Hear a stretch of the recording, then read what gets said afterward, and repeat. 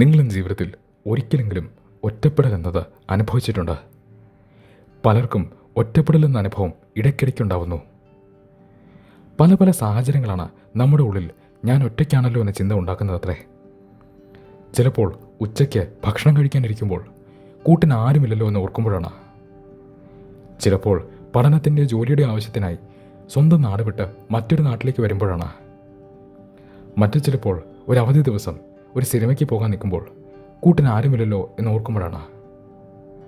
അതുമല്ലെങ്കിൽ ജീവിതത്തിലൊരു സംഭവം ഉണ്ടാകുമ്പോൾ അത് നല്ലതാവട്ടെ മോശമാവട്ടെ ഇതൊന്ന് ഷെയർ ചെയ്യാൻ ആരുമില്ലല്ലോ എന്ന് തിരിച്ചറിയുമ്പോഴാണ്. അങ്ങനെ പല പല സാഹചര്യങ്ങളിൽ നമ്മൾ ഞാൻ ഒറ്റയ്ക്കാണല്ലോ എന്ന് ചിന്തിക്കുന്നു. ഒറ്റപ്പെടൽ എന്ന അനുഭവം ഉണ്ടാവുന്നു. പല പഠനങ്ങളും പറയുന്നത് ഈ ഫീലിംഗ് ഉള്ള ആൾക്കാരുടെ എണ്ണം ഓരോ വർഷം കഴിയുന്തോറും കൂടുന്നുവെന്നാണ്.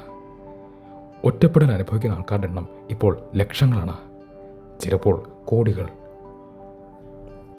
ചില പഠനങ്ങൾ പറയുന്നത് ചില നാട്ടിൽ 18 മുതൽ 34 വയസ്സ് വരെയുള്ള ആൾക്കാർക്കിടയിൽ ഒറ്റപ്പെടൽ അനുഭവിക്കുന്ന ആൾക്കാരുടെ എണ്ണം വളരെയധികം വർദ്ധിച്ചിരിക്കുന്നു അത്രേ. ചില നാടിൻ്റെ കേസിൽ ജനസംഖ്യയുടെ ഏകദേശം 50% ആൾക്കാർ സ്ഥിരമായി ഒറ്റപ്പെടൽ അനുഭവിക്കുന്നു അത്രേ. ഇത് വളരെ ഭീകരവും വിചിത്രവുമായ കാര്യമാണ്. കാരണം കമ്മ്യൂണിക്കേഷൻ്റെ കാര്യത്തിൽ മനുഷ്യ ചരിത്രത്തിൽ ഇതുവരെ ഇല്ലാത്ത ടെക്നോളജിയാണ് നമ്മുടെ കയ്യിലുള്ളത്. ഒന്ന് ആലോചിച്ച് നോക്കൂ, കുറച്ച് വർഷങ്ങൾക്ക് മുൻപ് പോലും തിരുവനന്തപുരത്ത് നിന്ന് ഒരു മെസ്സേജ് ഡൽഹി വരെ എത്തിക്കണമെങ്കിൽ എത്ര സമയം വേണമായിരുന്നു, എത്ര പ്രയാസമായിരുന്നു. ഇന്ന് അമേരിക്കയിലിരിക്കുന്ന ഒരാൾക്ക് കേരളത്തിലിരിക്കുന്ന ആളെ വീഡിയോ കോൾ ചെയ്യാം, കണ്ടുകൊണ്ട് സംസാരിക്കാം. പക്ഷേ ഇത്രയും വലിയ ടെക്നോളജി ഉണ്ടായിട്ടും ഒറ്റപ്പെടൽ അനുഭവിക്കുന്ന ആൾക്കാരുടെ എണ്ണം വർദ്ധിക്കുകയാണ്. അത് ലക്ഷങ്ങളായിരിക്കുകയാണ്, അത് കോടികളാവുകയാണ്. ഓർക്കേണ്ട ഒരു കാര്യമുണ്ട്, ഒറ്റപ്പെടലും ഏകാന്തതയും ഒന്നല്ല. പലരും പലപ്പോഴും ഇതിനെ ഒന്നായി പറയാറുണ്ട്. അല്ല, ഒറ്റപ്പെടലും ഏകാന്തതയും വേറെ വേറെയാണ്. ഏകാന്തത എന്നത് ഒരു ചോയ്സാണ്, ഒരു തീരുമാനമാണ്. ഏകാന്തത അനുഭവിക്കുന്ന ആൾക്ക് അത് ഇഷ്ടമാണ്, ഒറ്റയ്ക്കിരിക്കാൻ ഇഷ്ടമാണ്. പക്ഷെ ഒറ്റപ്പെടൽ എന്നത് ഒരു തീരുമാനമല്ല. ആരും സന്തോഷത്തോടെ ഒറ്റപ്പെടൽ അനുഭവിക്കാറില്ല, അത് പറ്റിപ്പോകുന്നതാണ്. പല പല സാഹചര്യങ്ങൾ കാരണം ഒറ്റപ്പെടൽ അനുഭവിക്കേണ്ടി വരുന്നതാണ്. ഒറ്റപ്പെടലിനെ കുറിച്ച് പല പല തെറ്റിദ്ധാരണകളുണ്ട്. അതിലൊന്ന്, കൂട്ടുകാരില്ലാത്ത ഒരാളാണ് ഒറ്റപ്പെടൽ അനുഭവിക്കേണ്ടി വരിക എന്നുള്ളതാണ്. ഇത് വളരെ വലിയൊരു തെറ്റിദ്ധാരണയാണ്. ഒരുപാട് കൂട്ടുകാരുണ്ടായിട്ടും ഒറ്റപ്പെടൽ അനുഭവിക്കുന്ന ആൾക്കാരുണ്ട്. ആൾക്കൂട്ടത്തിന് നടുക്കിരുന്നിട്ടും ഒറ്റപ്പെടൽ അനുഭവിക്കേണ്ടി വന്നിട്ടുള്ള ആൾക്കാരുണ്ട്. നിങ്ങളിരിക്കുന്നത് ആൾക്കൂട്ടത്തിന് നടുക്കായിരിക്കും, ചുറ്റിനും ആൾക്കാരായിരിക്കും, പക്ഷെ നിങ്ങൾ ഒറ്റയ്ക്കായിരിക്കും. ഇത് പലരുടെയും അനുഭവമാണ്. അതുകൊണ്ട് കൂട്ടുകാരില്ലാത്ത ആളാണ് ഒറ്റപ്പെടൽ അനുഭവിക്കുക എന്ന് പറയുന്നത് തെറ്റാണ്.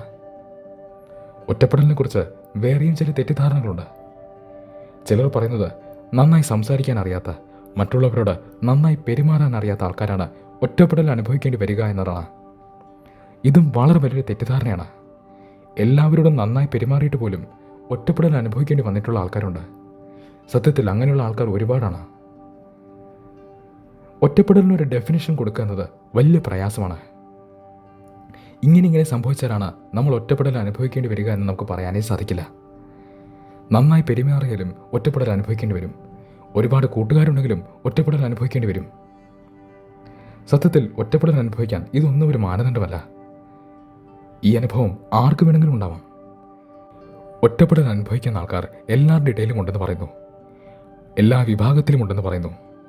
പണമുള്ളവരുടെ ഇടയിലുമുണ്ട്, പണമില്ലാത്തവരുടെ ഇടയിലുമുണ്ട്. പ്രശസ്തി ഉള്ളവരുടെ ഇടയിലുമുണ്ട്, പ്രശസ്തരല്ലാത്ത ആൾക്കാരുടെ ഇടയിലുമുണ്ട്. പറയുന്നത് പ്രശസ്തരായിട്ടുള്ള പല ആൾക്കാരും ഉള്ളുകൊണ്ട് ഒറ്റപ്പെടൽ അനുഭവിക്കുന്നു എന്നാണ്.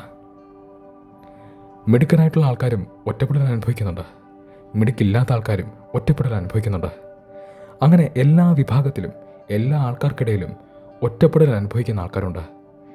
നിങ്ങൾക്ക് എന്തുണ്ടെങ്കിലും എന്തില്ലെങ്കിലും ഒറ്റപ്പെടൽ അനുഭവിക്കാൻ അതൊരു തടസ്സമല്ല. ഇൻട്രസ്റ്റിംഗ് ഒരു കാഴ്ചപ്പാടുണ്ട്. ചില ആൾക്കാർ പറയുന്നു ഒറ്റപ്പെടലിൻ്റെ വേദന എന്നത് നമ്മുടെ ശരീരം തരുന്ന ഒരു സിഗ്നലാണത്രേ. അവർ പറയുന്നത് വിശപ്പ് പോലൊരു സിഗ്നലാണത്രേ ഒറ്റപ്പെടലിൻ്റെ വേദനയും. വളരെ വിചിത്രമായി തോന്നിയേക്കാം, പക്ഷെ അവരിതിന് ഒരു എക്സ്പ്ലനേഷൻ തരുന്നുണ്ട്. അവർ പറയുന്നത് ഇതാണ്. എന്താണ് വിശപ്പ്? നമ്മുടെ ശരീരത്തിൽ എനർജി കുറയുമ്പോൾ, എനർജി ഡൗൺ ആവുമ്പോൾ ആഹാരത്തിലൂടെ എനർജി കൊണ്ടുവരുമെന്ന് നമ്മുടെ ശരീരം നമുക്ക് തരുന്ന സിഗ്നലാണ് വിശപ്പ്. ശരിയല്ലേ? അവർ പറയുന്നത് ഒറ്റപ്പെടലിൻ്റെ വേദനയും ഇത്തരത്തിൽ നമ്മുടെ തലച്ചോറ് നമുക്ക് തരുന്നൊരു സിഗ്നലാണത്രേ. എന്തിനു വേണ്ടി? ഇതിന് വളരെ ഇൻട്രസ്റ്റിങ്ങും വളരെ പഴയതുമായൊരു കാരണമുണ്ടത്രേ. ഇത് മനസ്സിലാക്കാൻ നമ്മൾ ഒരുപാട് വർഷങ്ങൾ പുറകിലേക്ക് പോകേണ്ടതായിട്ടുണ്ട്. ലക്ഷക്കണക്കിന് വർഷങ്ങൾ. പറയുന്നത് മനുഷ്യൻ കാട്ടിൽ ജീവിച്ചിരുന്നപ്പോൾ അവൻ ജീവിക്കണമെങ്കിൽ ഒരു കൂട്ടത്തിൻ്റെ ഭാഗമാവുക എന്നത്, ഒരു സംഘത്തിൻ്റെ ഭാഗമാവുക എന്നത് അത്യാവശ്യമാണത്രേ. മനുഷ്യൻ നേരിട്ടിരുന്ന ഏറ്റവും വലിയ ഭീഷണി കൊടുങ്കാറ്റോ മോശം കാലാവസ്ഥയോ അല്ലെങ്കിൽ വന്യജീവികളുടെ ആക്രമണമോ ഒന്നുമായിരുന്നില്ല അത്രേ. ഇവയെല്ലാം ഭീഷണികൾ തന്നെയാണ്, അപകടങ്ങൾ തന്നെയാണ്. പക്ഷെ ഏറ്റവും വലിയ അപകടം ഇതായിരുന്നില്ല അത്രേ. ഒറ്റയ്ക്കായി പോവുക എന്നതാണത്രേ. ഒരു കൂട്ടത്തിൻ്റെ ഭാഗമല്ലാതായിരിക്കുക, അതായിരുന്നു അത്രേ ഏറ്റവും വലിയ ഡേഞ്ചർ. കാരണം ഒറ്റയ്ക്കൊരു വ്യക്തി അന്നത്തെ കാലത്ത് കാട്ടിൽ സർവൈവ് ചെയ്യുക എന്ന് പറയുന്നത് ഏതാണ്ട് അസാധ്യമാണ്. അയാൾ ഒരുപാട് നാൾ ജീവിക്കാൻ പോകുന്നില്ല. ഇതുകൊണ്ട് തന്നെ ഒരു കൂട്ടത്തിൻ്റെ ഭാഗമായിരിക്കുക എന്നത് അന്നു മുതൽ മനുഷ്യന് വളരെ പ്രധാനപ്പെട്ടതാണ്. ഈ മെമ്മറി നമ്മുടെ തലച്ചോറിനുള്ളിൽ ആഴങ്ങളിൽ ഇന്നും സൂക്ഷിക്കപ്പെട്ടിരിക്കുന്നു അത്രേ. അതുകൊണ്ടാണ് ഇന്നും നമ്മളൊരു ആൾക്കൂട്ടത്തിൽ നിന്നും പുറത്താക്കുമ്പോൾ നമുക്ക് വല്ലാത്ത വേദന വരുന്നതത്രേ.